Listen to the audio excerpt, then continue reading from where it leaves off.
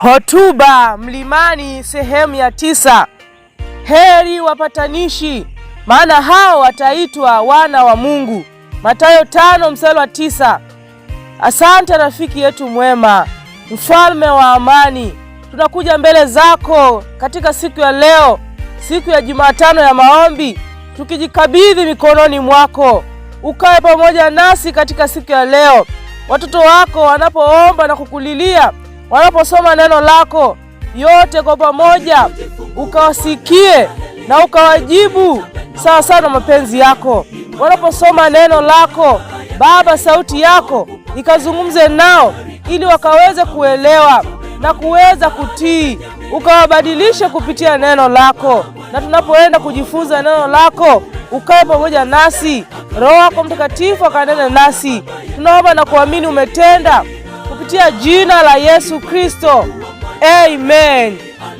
Isaya 9:6 anasema, maana kwa ajili yetu mtoto amezaliwa, tumepewa mtoto mwanaume, na uwezo wa kifalme utakuwa begani mwake, naye ataitwa jina lake Mshauri wa Ajabu, Mungu mwenye nguvu, Baba wa milele, Mfalme wa amani. Mpendwa msikilizaji, Kristo ni mfalme wa amani na ni mtume wake. Alikuja duniani akafa ili kuweza kurejesha duniani na mbinguni amani ambayo dhambi imevunja, tukiisha kuhesabiwa haki itokayo katika imani, na tuwe na amani kwa Mungu kwa njia ya Bwana wetu Yesu Kristo. Hiyo ni Warumi 5:1. Mpendwa yeyote anayekubali kuacha dhambi na kufungua moyo wake kwa upendo wa Kristo, anakuwa mshiriki wa amani hii ya mbinguni. Mpendwa, hakuna msingi mwingine wa amani zaidi ya huu. Neema ya Kristo iliyopokelewa moyoni inatiisha uadui. Mpendwa, inatuliza ugomvi, inaijaza roho upendo. Aliye na amani na Mungu na wanadamu wenzake hawezi kuhuzunika. Wivu hautakuwa moyoni mwake. Haleluya. Dhana mbaya hazitapata nafasi huko. Chuki haiwezi kuwepo moyoni.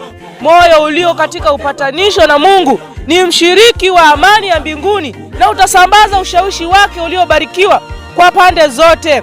Roho ya amani itakaa katika umande juu ya mioyo iliyochoka na kusumbuliwa na mizozo ya dunia hii.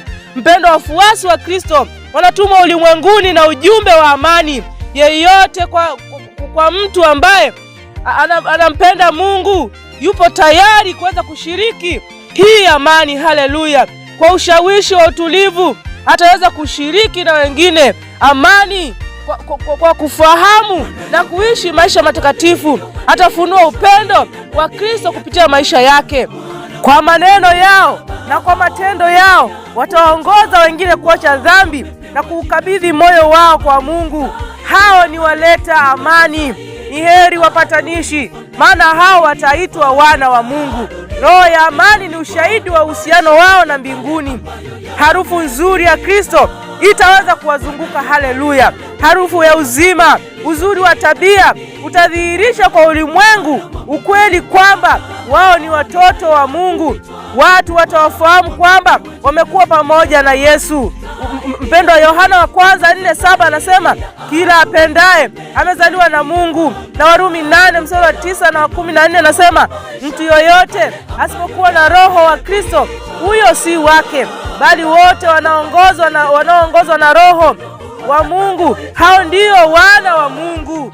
Asante rafiki yetu mwema, tunashukuru kwa kuwa pamoja nasi. Tunatamani tuwe waleta amani kwa njia ya matendo yetu, kwa njia ya maneno yetu, ili tukaweze kuwaleta watu wengi kwako. Tupatie huo uwezo sasa, tutakase ili Baba, tunapotembea watu wakuone wewe, tunapofanya jambo lolote watu wakuone wewe. Rafiki yetu mwema, na wakabidhi watu wote kwenye hili grupu, ukaweze kuwalinda chochote ambacho watoto wako wanakihitaji siku ya leo ya maombi. Wanapomimina mioyo yao kwa Mungu wakikulilia, Baba, ukaweze kuwasikia. Wapatie afya njema, kuwa pamoja nao sasa na hata milele, kupitia jina la Yesu Kristo. Amina. Wake wakume ndio muhimili wako, amini umebadilika.